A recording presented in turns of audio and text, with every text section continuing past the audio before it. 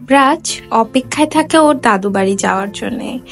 আসলে ওর দাদুর বাড়ি ফেনীতে, কিন্তু আমাদের বছরে ফেনীতে 3 থেকে 4 বার যাওয়া হয়, তেমন একটা বেশি যাওয়া হয় না। তাই ও বরাবরই ওর দাদুর বাড়ি খুব মিস করে।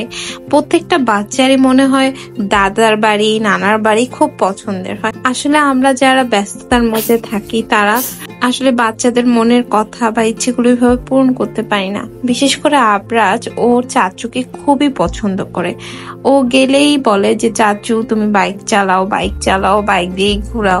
আর ও বাড়িতে গেলে সবচেয়ে বেশি ও চাচুকে যেহেতু পছন্দ করে, ও চাচুর সাথে সাথেই থাকে।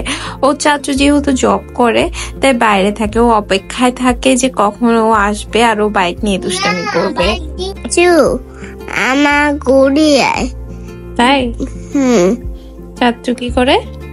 চাচু আমাকে বাইকে নিয়ে আয়। তাই দেখেন এখানে কি একটা অবস্থা।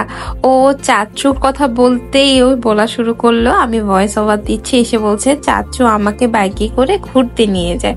আচ্ছা, বাচ্চাদের ইমোশন তাহলে এমনটাই যে ওরা যাদেরকে বেশি ভালোবাসে তাদেরকে কখনোই সহজে ভুলে না। বেশি একটা আবরাজের সাথে ও চাচুর দেখা হয় না, তাও ও চাচুর প্রতি যে ভালোবাসা, কি বলবো, রক্তের সম্পর্কগুলি আসলে এমনই হয়। আজকের জন্য এই ভিডিওটি এই পর্যন্তই। সবাই ভালো থাকবেন। আল্লাহ হাফেজ।